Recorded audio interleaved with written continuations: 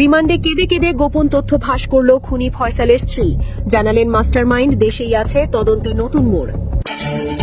এরপর জানিয়ে দেব, অবশেষে সন্ধান পাওয়া গেল শহীদ হাদির খুনির গোপন আস্তানার।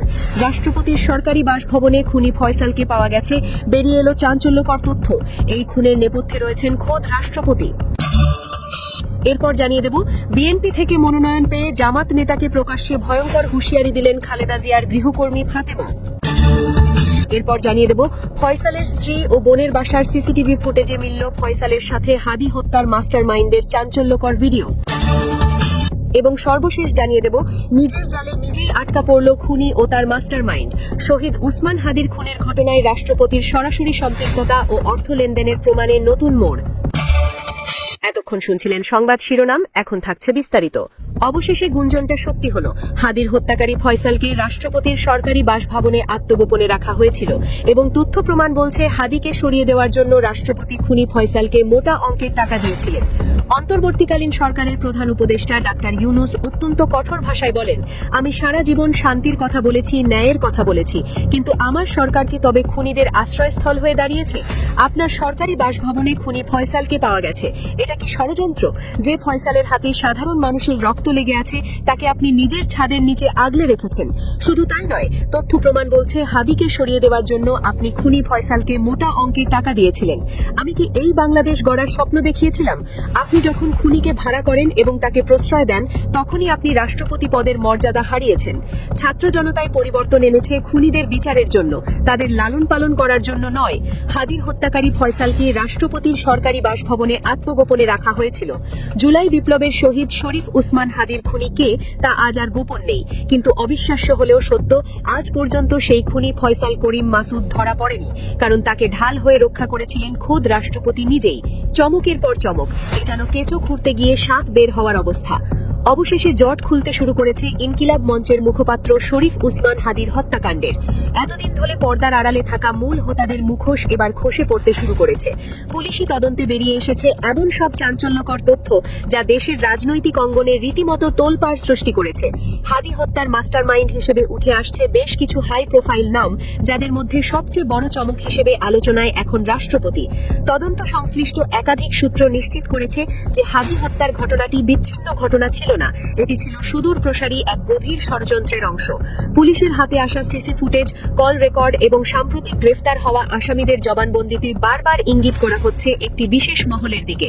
তদন্তে দেখা গেছে হত্যাকাণ্ডের আগে এবং পরে বিপুল অর্থের সন্দেহভাজন লেনদেন হয়েছে, যার গন্তব্য এবং উৎস খুঁজতে গিয়ে গোয়েন্দাদের রাডারে চলে এসেছে রাষ্ট্রপতির নাম। শুধু সোশ্যাল মিডিয়ায় নয়, একবার এক এক তথ্য দিয়ে খোদ প্রশাসনের ধারায় বিভ্রান্তি ছড়ানো হয়েছিল, যাতে রাষ্ট্রপতির নাম সামনে না আসে। তবে হাদির খুনির অবস্থান নিয়ে সর্বশেষ যে তথ্য পাওয়া গিয়েছে তা শুনলে রীতিমতো চমকে উঠবেন প্রিয় দর্শক, কারণ তিনি এমন এক জায়গায় সুরক্ষিত আছেন যেখানে শুধু রাষ্ট্রের প্রভাবশালী ব্যক্তিরাই আশ্রয় পান। আজ আমরা টেনে খুলে ফেলব সেই ভয়ঙ্কর বেঈমানদের মুখোশ। রাষ্ট্রপতির সরকারি বাসভবনে দায়িত্বশীল এক পুলিশ কর্মকর্তা বরাতে জানা গেছে, শহীদ উসমান হাদির খুনি ও সাবেক ছাত্রলীগ নেতা ফয়সাল করিম মাসুদ বাংলাদেশেই আছেন এবং বহাল তবিয়াতে অবস্থান করছেন। তিনি আরও জানিয়েছেন, হাদিকে গুলি করার জন্য রাষ্ট্রপতি নিজে ফয়সালকে বড় অঙ্কের টাকা যোগান দিয়েছিলেন। প্রশ্ন হচ্ছে, রাষ্ট্রের সর্বোচ্চ অভিভাবকের আসনে বসে একজন খুনিকে ভাড়া করা এবং তাকে পাহারা দেওয়া কিভাবে সম্ভব? শরীফ উসমান হাদির হত্যাকাণ্ড এখন আর শুধু একটি খুনের ঘটনা নয়, এটি রূপ নিচ্ছে ক্ষমতা, ভয় আর বিশ্বাসঘাতকতার এক ভয়ঙ্কর অধ্যায়। এতদিন ধরে যে সন্দেহকে সত্য বলে ধরে নেওয়া হয়েছিল, সেই সন্দেহেই লুকিয়েছিল সবচেয়ে বড় ভুল। আর সেই ভুল ধরতে এবার নড়ে চড়ে বসেছে ইউনূস প্রশাসন। প্রথমবারের মতো প্রশাসনের হাত গিয়ে পড়েছে ঠিক সেই জায়গায় যেখানে এতদিন কেউ আলো ফেলেনি। রাজনৈতিক অন্দরমহলে শুরু হয়েছে চাপা উত্তেজনা। মোহাম্মদ ইউনূস, রাষ্ট্রপতি ও সেনাপ্রধান ওয়াকারুজ্জামানের মধ্যকার সম্পর্ক নিয়ে চলছে ভাঙনের খেলা, যার ঢেউ গিয়ে লাগছে হাদি হত্যাকাণ্ডের তদন্তে। এতদিন সাধারণ মানুষকে যে গল্প শোনানো হয়েছিল, হাদিকে হত্যা করেছে ফয়সাল করিম মাসুদ আর সে ভারতে পালিয়ে গেছে, সেই গল্প এখন ভেঙে পড়ছে। কারণ আশ্চর্যজনকভাবে প্রশাসনের পক্ষ থেকে এমন কোনো চূড়ান্ত তথ্য কখনোই প্রকাশ করা হয়নি, বরং ডিজিএফআই এর অনুসন্ধানে বেরিয়ে এসেছে এক ভয়ঙ্কর সত্য, যেখানে শুটার ফয়সালের নামের সঙ্গে জড়িয়ে যাচ্ছে এমন এক শক্তি, যার ছায়া সেনাপ্রধান পর্যন্ত বিস্তৃত বলে আলোচনা চলছে। এর মধ্যেই সামনে এসেছে আরেকটি তাৎপর্যপূর্ণ খবর। তদন্ত সংশ্লিষ্ট একাধিক সূত্র বলছে, হাদি হত্যার পেছনে এমন একজনের হাত রয়েছে যার কারণে শুটারকে জীবিত পাওয়া প্রায় অসম্ভব। কারণ ফয়সাল করিম মাসুদ যদি বেঁচে থাকে তাহলে ফাঁস হয়ে যেতে পারে সেই নাম যে দাবার বোর্ডে বসে পুরো খেলাটা চালিয়েছে, সেই মাস্টার মাইন্ড যার পরিচয় সামনে এলে কেঁপে উঠবে অনেক শক্ত ভিত। সবচেয়ে বড় প্রশ্নটা এখানেই, উসমান হাদির সঙ্গে রাষ্ট্রপতি ও সেনাপ্রধানের সম্পর্কটা কি ছিল? কি এমন জানতেন হাদি যার কারণে তাকে দুনিয়া থেকে সরিয়ে দেওয়াই একমাত্র সমাধান হয়ে দাঁড়িয়েছিল? যখন রাষ্ট্রপতি আর সেনাপ্রধানকে নিয়ে হাদি হত্যায় নতুন মোড়, ঠিক তখনই রিমান্ডে চাঞ্চল্যকর তথ্য দিল শুটার ফয়সালের স্ত্রী সামিয়া। জানিয়ে দিল হাদি হত্যার টাকার উৎস, যা মাস্টার মাইন্ডের বুক কাঁপিয়ে দিয়েছে। প্রতিবেদনে আমরা উন্মোচন করব সেই সকল না জানা সত্যগুলো। তার জন্য ভিডিওটা শেষ পর্যন্ত দেখতে থাকুন। হাদির স্ত্রীর জবানবন্দির আগে প্রথমে ফয়সালের লেনদেনের মধ্যে 65 লাখ টাকার একটি লেনদেন নিয়ে মাঠে নামবো আমরা। খুঁজে বের করব হাদিকে হত্যার ঠিক 1 মাস আগে কেন ফয়সাল 65 লাখ টাকার এই সঞ্চয়পত্র কিনেছিল স্ত্রীর নামে। খোঁজ নিতে এবার সেই ব্যাংকে ঢোকার চেষ্টা অনুসন্ধান টিমের। দায়িত্বপ্রাপ্ত কর্মকর্তারা ক্যামেরার সামনে কথা না বললেও জানান ব্যবসার কথা বলে 2023 সাল থেকে এই ব্যাংকে লেনদেন করে ফয়সাল। ব্যাংক লেনদেনের তথ্য বলছে, ফয়সালের প্রতিষ্ঠান অ্যাপল সফট আইটির নামের হিসাবে গত বছরের 3 নভেম্বর জমা হয়েছে 42 লাখ টাকা, যা আবার এসেছে মিডল্যান্ড ব্যাংকে থাকা তার অ্যাকাউন্ট থেকে। সেই টাকা একজন পাঠিয়েছিল পে অর্ডারের মাধ্যমে।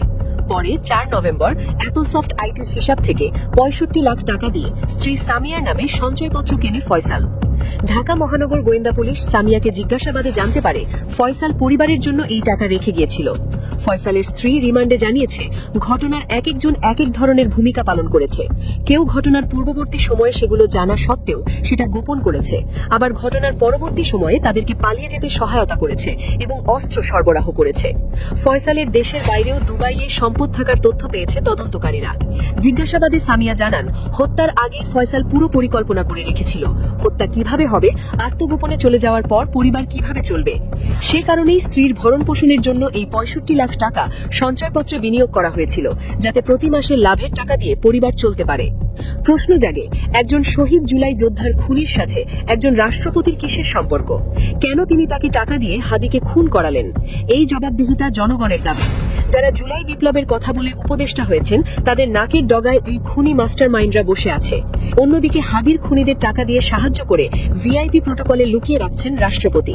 এটা জুলাই চেতনার সাথে চরম বেইমানি। প্রিয় দর্শক, আপনারা যারা হাদি হত্যার মূল হত্যার বিচার চান, কমেন্টে লিখুন হাদি হত্যার বিচার চাই।